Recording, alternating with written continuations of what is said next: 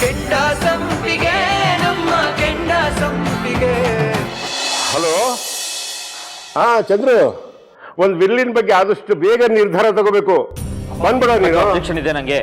ಏಯ್, ತೆಗೆದು ಕೊಟ್ಟಾದ್ರೆ ಹಲ್ಲೆಲ್ಲ ಉದುರೋಗ್ಬಿಡ್ಬೇಕು. ನಾನು ಲಾಯರ್ ಹತ್ರ ಮಾತಾಡ್ತಾ ಕೇಳಿಸ್ತಾ ಇಲ್ವಾ? ಹೌದು ಕಣೋ, ಇವತ್ತು ಈಗಲೇ ಬಂದ್ಬಿಡು. ಅದೇ ಆ ವಿಲ್ಲಿನ ವಿಷಯ ಮಾತಾಡೋಕ್ಕೋಸ್ಕರನೇ. ಆ ಬಿಲ್ ಅಲ್ಲಿ ಸಮಸ್ಯೆ ಇದೆ, ಅದ್ರ ಬಗ್ಗೆ ಮಾತಾಡ್ಬೇಕು. ಚಂದ್ರ, ಒಂದ್ ನಿಮಿಷ ಹಂಗೇರು. ನನ್ನ ಮಗ ಏನು ಹೇಳ್ತಾ ಇದ್ದಾನೆ. ಒಂದ್ 5 ನಿಮಿಷ ಬಿಟ್ಟು ಮಾಡ್ತೀನಿ ತಡಿ. ಏಯ್, ಏನೋ ನಿಂದು ಬಿಲ್ ಬಗ್ಗೆ ಏನು ಹೇಳ್ದಲ್ಲ, ಏನದು? ಅಪ್ಪ, ಈಗ ಬಿಲ್ ಬರ್ಸುವಂತ ಅವಶ್ಯಕತೆ ಏನಿತ್ತು? ಏನು ಬಿಲ್ ಬರ್ಸೋದು ಬೇಡವಾ? ನಾವೇನ್ ಮನಿ ಕೇಳಿದ್ವಾ ಅಥವಾ ಆಸ್ತಿ ಭಾಗ ಮಾಡು ಅಂತ ಹೇಳಿದ್ವಾ?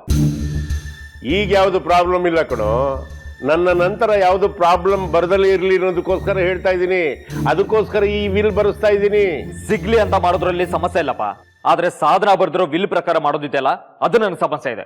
ಈ ವಿಲ್ ಬರ್ಸೋದಕ್ಕೆ ಸಾಧನ ನನಗೆ ಸಹಾಯ ಮಾಡಿದಾಳೆ ಅನ್ನೋ ವಿಷಯ ನಿನ್ಗೆ ಹೆಂಗ್ ಗೊತ್ತಾಯ್ತು? ನಾನೇ ನೋಡಿದ್ದೀನಲ್ಲಪ್ಪ. ಏನ್ ನೋಡಿದ್ಯಾ?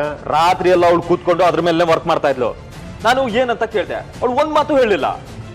ಅಲ್ವೋ, ಅವಳು ಏನು ಹೇಳ್ದಲೆ ಈ ವಿಲ್ಲಲ್ಲಿ ನನಗೆ ದೋಷ ಇದೆ ಅಂತ ಅನುಮಾನ ಹೆಂಗ್ ಬಂತು ನಿನಗೆ? ಗೊತ್ತಾಗದೆ ಇನ್ನೇನಪ್ಪ, ನಾನು ಓದಿದ್ದೀನಿ. ಓದಿದ್ಯಾ ಅಥವಾ ನಿನ್ನ ಹೆಂಡತಿ ಬಾಯಿಂದ ಕೇಳಿ ತಿಳ್ಕೊಂಡಿದ್ಯಾ? ಓದಿದ್ದೀನಪ್ಪ. ನೀ ಆ ಪ್ರಕಾರ ಏನಾದ್ರೂ ಆಸ್ತಿ ಭಾಗ ಮಾಡಿದ್ರೆ ನನ್ ಕೈ ಚಿಪ್ಪೆ ಬರುತ್ತೆ. ಏನು? ಯಾಕೋ ಬಾಯಿಗೆ ಬಂದಂಗೆಲ್ಲ ಮಾತಾಡ್ತಾ ಇದ್ಯಾ? ನನ್ನ ಸೊಸೆ ಸಾಧನನಿಗೆ ಎಷ್ಟು ಒಳ್ಳೆ ಗುಣ ಇದೆ ಗೊತ್ತೇನೋ? ಅವಳಿಗಿರೋ ಒಳ್ಳೆ ಗುಣದಲ್ಲಿ ಒಂದು ಕಿಂಚಿತ್ತು ಒಳ್ಳೆ ಗುಣ ನಿನ್ನಲ್ಲಿ ಇಲ್ವಲ್ಲ? ಒಳ್ಳೆ ಗುಣ ಇಟ್ಕೊಂಡು ನಾನೇ ಜೀವನ ಮಾಡಕ್ಕಾಗತ್ತಾ? ಅಥವಾ ಹೊಟ್ಟೆ ತುಂಬುತ್ತಾ? ಅಥವಾ ನನಗ್ ಬೇಕಾಗಿರೋದು ಈ ಒಳ್ಳೆ ಗುಣ ತಂದ್ಕೊಡುತ್ತಾ?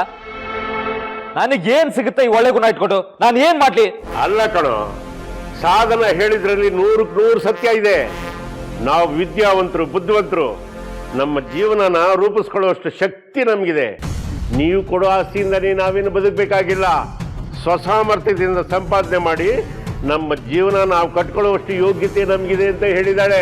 ಅವಳೇ ಕಣೋ ನನ್ನ ನಿಜವಾದ ಸೊಸೆ. ಅಂದ್ರೆ ನೀನ್ ನೋಡಿದ್ರೆ ಪುಕ್ಕಲ್ನಂಗೆ ಆ ವಿಲ್ಲಲ್ಲಿ ಇರೋ ತರನೇ ಮಾಡ್ಬಿಟ್ರೆ ನಮ್ ಕೈಗೆ ಚಿಪ್ ಸಿಗ್ಬಿಡುತ್ತೆ ಅಂತ ಹೊರಬ್ತಾ ಇರೋನು. ಬೇಕಪ್ಪ, ನೀನ್ ಮಾಡಿರೋ ಆಸ್ತಿಯಲ್ಲಿ ಪಾಲ್ ಬೇಕು, ನನಗ್ ಹಕ್ಕಿದೆ. ಶಬಾಷ್ ಮೋಯ್, ಶಬಾಷ್. ಜಾರ್ಸಿ ನಿಮ್ಮಪ್ಪನ ಎದೆಗೆ ನೀನು ಒದ್ದಂಗಾಯ್ತು. ಜರಮ್ಮ, ಹಕ್ಕಿನ ಬಗ್ಗೆ ಮಾತ್ರ ಮಾತಾಡ್ಬೇಡ. ಹಕ್ಕಿನ ಬಗ್ಗೆ ಮಾತಾಡಿದ್ರೆ ಅದು ಎಲ್ಲೆಲ್ಗೂ ಕರ್ಕೊಂಡು ಹೋಗುತ್ತೆ. ನೀವ್ ಬಿಲ್ ಮಾಡ್ತಿರೋದು ಅದೇನು? ಅದು ಇತಿಮಿತಿಯಲ್ಲಿದೆಯಾ? ಅದು ಮಿತಿಮೀರಿ ಹೋಗಲ್ವಾ? ರೇ, ಆ ವಿಲ್ ಬರ್ದಿರೋದು ಬೇರೆ ಯಾರು ಅಲ್ಲ ಕಣೋ, ನಿನ್ನ ಹೆಂಡ್ತಿನೇ. ಆಗ್ಲೇ ನೀನು ಅಬ್ಜೆಕ್ಷನ್ ಆಗ್ಬೇಕಾಗಿತ್ತು. ಇಲ್ಲಿವರೆಗೂ ಯಾಕೆ ಸುಮ್ಕೆ ಐತೆ? ಆಗ್ಲೇ ನಾನು ಓದಿದ್ದೀನಿ ಅಂತ ಹೇಳ್ದಲ್ಲ, ಆ ಓದ್ದಾಗ್ಲೇ ನೀನು ಅಬ್ಜೆಕ್ಷನ್ ಆಗ್ಬೇಕಾಗಿತ್ತು. ನೀವೇನೋ ತಮಾಷೆ ಮಾಡ್ತಾ ಇದ್ರ ಅಂತ ನಾನು ಅನ್ಕೊಂಡೆ. ಅದು ಇಷ್ಟೊಂದು ಸೀರಿಯಸ್ ಆಗುತ್ತೆ ಅಂತ ನನಗೇನು ಗೊತ್ತು? ಜನಮ್ಮ, ನಾನು ಬಿಲ್ ಬರಿ ಅಂತ ಕೊಡ್ಬೇಕಾದ್ರೆ ನಿನ್ನ ಹೆಂಡತಿ ಕೈಲಿ ಇದು ಸೀರಿಯಸ್ ವಿಷಯಮ್ಮ, ಹುಡುಗಾಟಕ್ಕೆ ತಗೋಬೇಡ ಅಂತ ಹೇಳ್ಕೊಟ್ಟಿದ್ದು ಗೊತ್ತಾಯ್ತಾ? ಅವಳು ಓದಿ ಸರ್ವಾನುಮತದಿಂದ ನನಗೆ ಒಪ್ಪಿಗೆ ಇದೆ ಅಂತ ಬರೆದ ಮೇಲೇನೆ ಕಣಪ್ಪ ನಾನು ಅದನ್ನ ರಿಜಿಸ್ಟರ್ ಮಾಡಿಸ್ಬೇಕು ಅಂತ ಹೊರಟಿರೋದು. ಹಾಗಾದ್ರೆ ಈ ಬಿಲ್ ಮೇಲೆ ನಾನು ಕೇಸ್ ಹಾಕ್ತೀನಿ. ನೋಡ್ದೆ ಕಂದ, ನಿಂದು ಎಷ್ಟೊಂದು ಹೇರ್ ಫಾಲ್ ಆಗ್ತಾ ಇದೆ. ನೀನು ಆರೋಗ್ಯದ ಬಗ್ಗೆ ಸರಿಯಾಗಿ ಕಾಳಜಿ ವಹಿಸ್ತಾ ಇಲ್ಲ. ಹೊಟ್ಟೆ ತುಂಬ ಊಟ ಮಾಡ್ಬೇಕಮ್ಮ. ಹಣ್ಣು ತರಕಾರಿ ಎಲ್ಲ ಸರಿಯಾಗಿ ತಿನ್ಬೇಕು. ಚಿಂತೆ ಕಡಿಮೆ ಮಾಡಬೇಕು. ನೀನು ಊಟ ತಿಂಡಿ ಎಲ್ಲ ಮಾಡ್ತಾನೆ ಇದ್ದೀನಲ್ಲ ಅತ್ತೆ. ಚಿಂತೆ ಒಂದಿದೆಯಲ್ಲ ಅಂತೀಯಾ? ಆ ಚಿಂತೆಗೆ ನಾನೇ ಕಾರಣ ಆಗ್ಬಿಟ್ನೇನು ಅಲ್ವಾ? ಹಾಗೆಲ್ಲ ಏನೂ ಇಲ್ಲ ಅತ್ತೆ. ಅತ್ತೆ, ನಾನು ಆಮೇಲೆ ತಿಂಡಿ ಮಾಡ್ತೀನಿ ಅಂತ ಹೇಳಿದ್ನಲ್ಲ, ಮತ್ ಸಾಹೇಬ್ರ ಕೈಲಿ ಯಾಕೆ ಕೊಟ್ಟು ಕಳ್ಸಿದ್ರಿ? ತಿಂಡಿ ಕಳ್ಸಿದ್ ನಾನಲ್ಲಮ್ಮ, ನಿನ್ ಗಂಡನೇ ತಟ್ಟೆಗೆ ಹಾಕೊಂಡು ಬಂದಿದ್ದು. ಅತ್ತೆ, ಸಾಹೇಬ್ರ? ಹೌದು. ನೀನ್ ಬೇಜಾರು ಮಾಡ್ಕೊಂಡೆ ಅಂತ ಬೈದೆ. ಅಯ್ಯೋ, ಯಾಕತ್ತೆ ಬೈಯಕ್ ಹೋದ್ರಿ? ಮತ್ತವ್ರು ನಾನ್ ನಿಮ್ಗೆ ಏನಾದ್ರು ಹೇಳಿದೀನಿ ಅಂತ? ಒಂದ್ ನಿಮಿಷ, ನಾನೇನು ಹೇಳಲಿಲ್ಲ. ನೀನೇನು ತಿಂದಿಲ್ಲ, ಮಾತ್ರೆ ತಗೊಂಡಿಲ್ಲ ಅಂತ ಹೇಳಿದೆ ಅಷ್ಟೇ.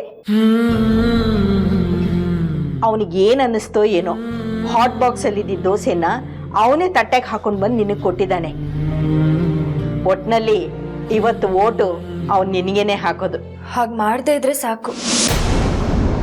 ಅತ್ತೆ, ಸಾಹೇಬ್ರಿಗೆ ಸಾಧನಕ್ಕನ ಮೇಲೆ ಗೌರವ ಇದೆ, ಅವ್ರಿಗೆ ಓಟ್ ಹಾಕ್ಬೇಕು. ಸರಿ ಸರಿ, ಈಗ ಬೇಗ ಬೇಗ ಜಡೆ ಹಾಕ್ತೀನಿ. ಈಗ ವೋಟಿಂಗಿಗೆ ನಿಮ್ಮ ಮಾವ ಕೆಳಗಡೆ ಕರೀತಾರೆ. ಸರಿ ಅತ್ತೆ. ಏನಂದೆ ಮಗನೇ, ಕೇಸ್ ಹಾಕ್ತೀಯಾ? ಈ ಅಪ್ಪನ ಮೇಲೆ ಕೇಸ್ ಹಾಕ್ತೀಯಾ? ಅದು ನನಗೆ ಆಸ್ತಿ ಬೇಕು ಅಂತ. ಮತ್ತೆ ಈ ರೀತಿ ಮಗನಿಗೆ ಅನ್ಯಾಯ ಆಗ್ತಾ ಇದ್ರೆ ಅದು ನೋಡ್ಕೊಂಡು ಸುಮ್ಮನೆ ಇರಕ್ಕಾಗುತ್ತಾ? ನಾನು ಹೇಳಿದೆ ತಾನೆ ಆಸ್ತಿಲಿ ಭಾಗ ಬೇಡ ಅಂತ. ಆಯ್ತು ಮಗನೇ, ಆಯ್ತು. ಈಗ ನಿನ್ಗೇನು ಬೇಕು ಹೇಳು. ಆಸ್ತಿಯಲ್ಲಿ ಸರಿಯಾದ ಪಾಲ್ ಬೇಕು. ನೀನು ನನ್ನ ಮೇಲೇನೆ ಕೇಸು? ಬೇಡಪ್ಪ ಬೇಡ, ನೀನು ಅವ್ರ ಥರನೇ ಯೋಚನೆ ಮಾಡಬೇಡ ಕಣೋ.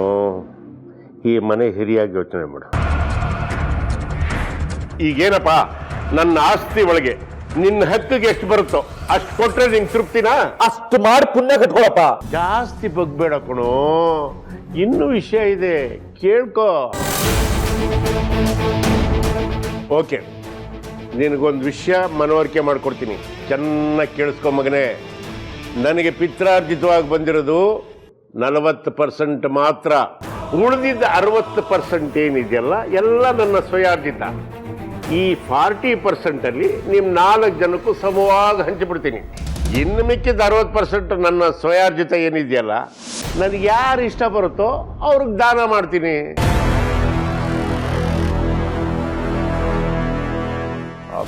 ಅದೇ ಗಪ್ಪಾಗುತ್ತೆ. ನಿನ್ನ ಆಸ್ತಿಯಲ್ಲಿ ನನಗೂ ಪಾಲಿದೆ. ಏಯ್, ಯಾರೋ ಹೇಳಿದ್ದು ನಿನಗೆ ನನ್ನ ಸ್ವಯಾರ್ಜಿತ ಆಸ್ತಿಲಿ ನಿನಗೆ ಹಕ್ಕಿದೆ ಅಂತ? ನಾನು ಯಾರಿಗೆ ಬೇಕಾದ್ರೂ ದಾನ ಮಾಡ್ಬೋದು. ಆಸ್ತಿಗೋಸ್ಕರ ಹೆತ್ತಪ್ಪನ ಮೇಲೇನೆ ಕೇಸ್ ಹಾಕ್ತೀನಿ ಅನ್ನೋ ಮಗ ನೀನು. ಅದು ಹಿರೇ ಮಗ, ಮನೆ ಜವಾಬ್ದಾರಿನ ನಿಭಾಯಿಸ್ಬೇಕಾದವನು. ಆಸ್ತಿ ವಿಷಯಕ್ಕೋಸ್ಕರ ಅಪ್ಪನ ಮೇಲೆ ಕೇಸ್ ಹಾಕ್ತೀನಿ ಎಂದು ನಿನಗೆ ನನ್ನ ಸ್ವಯಾರ್ಜಿತ ಆಸ್ತಿ ಒಳಗೆ ಒಂದು ಕಿಲುಬ್ ಕಾಸು ಕೊಡಲ್ಲ ಕಣಲೇ. ಪ್ಲೀಸ್ ಅಪ್ಪ, ಐ ಆಮ್ ಸಾರಿ ಅಪ್ಪ, ಕ್ಷಮಿಸಪ್ಪ. ಏನೋ ನೀನು, ಎದ್ರೆ ಕಾಲಿಡಿತ್ಯಾ, ಬಿದ್ರೆ ಜುಟ್ಟೆ ಹಿಡಿತ್ಯಾ. ನೀನ್ ಹೆಂಗೋ ನಂಬೋದು ಜಯರಾಮ?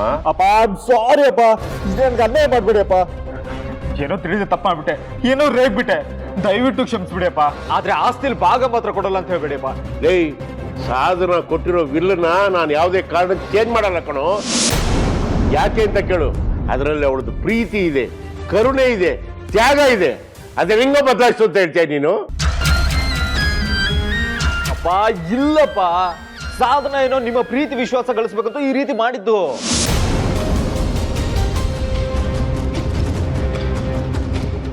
ಏಯ್, ಎದಳ ಮೇಲೆ ಎದೆ ಉದ್ದು ಬೆಳೆದಿರೋ ಮಗ ಕಣೋ ನೀನು, ಗೊತ್ತಾಯ್ತಾ? ಮಗ ಅಪ್ಪನ ಕಾಲಿಡಿದ್ರಲ್ಲಿ ತಪ್ಪೇನು ಇಲ್ಲ, ಆದ್ರೆ ಆಷಾಢಭೂತಿ ತಂದಲ್ಲಿ ಕಾಲಿಡಿಬಾರ್ದು, ಗೊತ್ತಾಯ್ತಾ? ಎದ್ದಳ ಮೇಲೆ ನನ್ನ ಸೊಸೆ ಏನಂದ್ಲು ಗೊತ್ತಾ? ಮಾವ, ನಾನು ಪೂರ್ತಿ ಯೋಚನೆ ಮಾಡಿ ನಾನೊಬ್ಳು ತ್ಯಾಗಮಯಾಗಿ ಈ ವಿಲ್ಲನ್ನು ಬರಿತಾ ಇದ್ದೀನಿ ಮಾವ ಅಂತ ಹೇಳಿದ್ಲು. ಅಲ್ಲಮ್ಮ, ಈ ತರ ಒಂದು ದೃಢವಾದ ನಿರ್ಧಾರ ತಗೋಬೇಕಾದ್ರೆ ಒಂದು ಸತಿ ಅಲ್ಲ ಕಂದ, 100 ಸರಿ ಆಲೋಚನೆ ಮಾಡಿ ಹೇಳಿ ಬರೀ ಅಂತ ಹೇಳಿದೆ. ಅದಕ್ಕೆ ಅವಳು ಹೇಳಿದ್ಲು, 100 ಸತಿ ಏನು ಮಾವ, 1000 ಸತಿ ಆಲೋಚನೆ ಮಾಡಿ ಈ ನಿರ್ಧಾರಕ್ಕೆ ಬಂದಿದ್ದೀನಿ, ನಾನೇ ನನ್ನ ಕೈಯಾರ ಬರ್ದಿದ್ದೀನಿ ಅಂತ ಒಳ್ಳೆ ಗಂಡು ಸೇರಿದಾಗ ಹೇಳಿದ್ಲು ಕಣ ಅವಳು. ಅವಳು ನನ್ನ ನಿಜವಾದ ಸೊಸೆ, ನೀನು ಇದೆಯಾ ದಂಡಪಿಂಡ ನನ್ನ ಮಗ. ನೋಡಪ್ಪ, ಈ ಬಿಲ್ ಡ್ರಾಮಾ ಎಲ್ಲ ಅವಳನ್ನ ಪರೀಕ್ಷೆ ಮಾಡೋದಕ್ಕೋಸ್ಕರ ನೀವು ಬರೆಸ್ತಾ ಇದ್ದೀರಿ ಅಂತ ಅವಳಿಗೆ ಆಲ್ರೆಡಿ ಗೊತ್ತು. ಈ ಸಿಚುಯೇಷನ್ ಕ್ರಿಯೇಟ್ ಆದಾಗ್ಲಿ ಕಣೋ, ಅವರ ಸುಪ್ತವಾದ ಮನಸ್ಸಿನೊಳಗೆ ಏನು ವಿಷ ಇದೆಯೋ ಅಮೃತ ಇದೆಯೋ ಅನ್ನೋದು ಗೊತ್ತಾಗೋದು.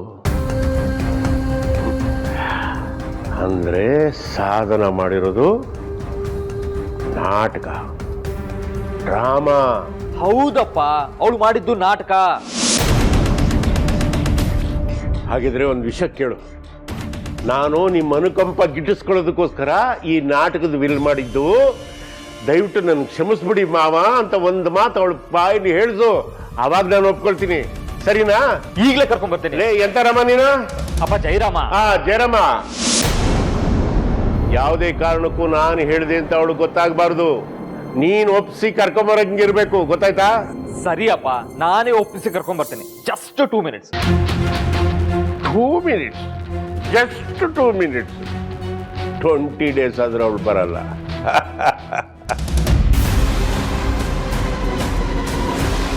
ದೊಡ್ಡ ತ್ಯಾಗಮಯ ಆಗೋದಕ್ಕೆ ಹೋಗಿ ನನ್ನ ಮಗಳನ್ನ ಬೀದಿಗೆ ತಗೊಂಬಂದೆ ಅಲ್ಲ. ಛೆ! ನೋಡು, ಅಪ್ಪ ಆಸ್ತಿಲಿ 1 ಪೈಸೆನೂ ಕೊಡಲ್ಲ ಅಂತ ಹೇಳ್ತಾ ಇದ್ದಾರೆ. ಏನ್ ಮಾಡ್ತೀಯ ಇವಾಗ?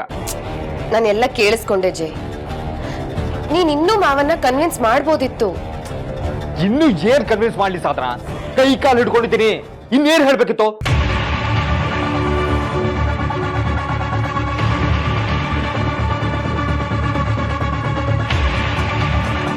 ನೋಡ್ ಸಾಧನ, ನೀನೇ ಅಪ್ಪನ ಹತ್ರ ಹೋಗಿ ಬಿಲ್ ಬರ್ಸ್ಬೇಡಿ ಅಂತ ಹೇಳ್ಬೇಕು.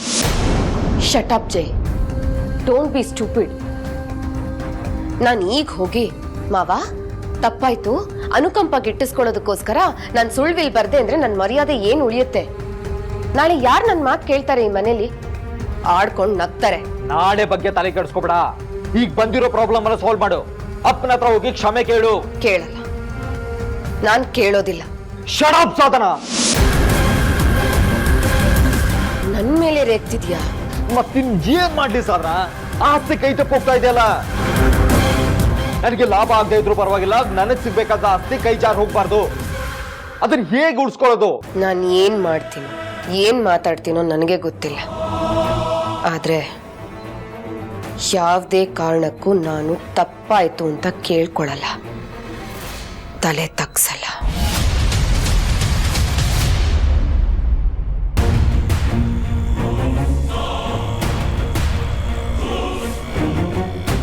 ಓ ಬಾರಮ್ಮ ಸಾಧನ, ನಿನ್ ವಿಲ್ಗೆ ಬೇರೆ ಯಾರು ಬೇಡ. ನಿನ್ ಗಂಡನೇ ತದ್ವಿರುದ್ಧವಾಗಿದ್ದಾನೆ, ಅಂದ್ರೆ ಕ್ವೈಟ್ ಆಪೋಸಿಟ್. ಮಾವ, ಜೈ ನನ್ನ ಹಾಗೆ ಯೋಚನೆ ಮಾಡ್ತಾನೆ ಅಂತ ಅನ್ಕೊಂಡಿದ್ದೆ. ಆದ್ರೆ ಇವನ್ಗೆ ಸಂಬಂಧಗಳಿಗಿಂತ ಆಸ್ತಿ ದೊಡ್ಡದು. ನೀನೇ ತಾನೇ ಹಾಗೆ ಹೇಳಿದ್ದು. ಕೈಯಲ್ಲಿ ಆಸ್ತಿ ಇದ್ರೆ ಸಂಬಂಧಗಳು ತಾನಾಗೆ ಬರುತ್ತಂತೆ. ಸಾಧನ, ನಾನ್ ಏನಂತದ್ ಮುಚ್ಚು ಬಾಯ್. ಮಾವನ್ ಮುಂದೆ ನನ್ನ ಮರ್ಯಾದೆ ತೆಗಿಬೇಡ ನೀನು. ಮಾವ, ಇವನು ಇಷ್ಟಕ್ಕೆ ಸುಮ್ನಾಗಿದ್ರೆ ನಾನು ಸುಮ್ನಾಗ್ತಿದ್ದೆ. ಆದ್ರೆ ಇವನು ಒಂದ್ ಹೆಜ್ಜೆ ಮುಂದಕ್ಕೆ ಹೋಗಿದ್ದಾನೆ. ನಾನ್ ಬರ್ದಿರೋ ವಿಲ್ನ ನೀವು ರಿಜಿಸ್ಟರ್ ಮಾಡಿದ್ರೆ ನನಗೆ ಡಿವೋರ್ಸ್ ಕೊಡ್ತಾನಂತೆ.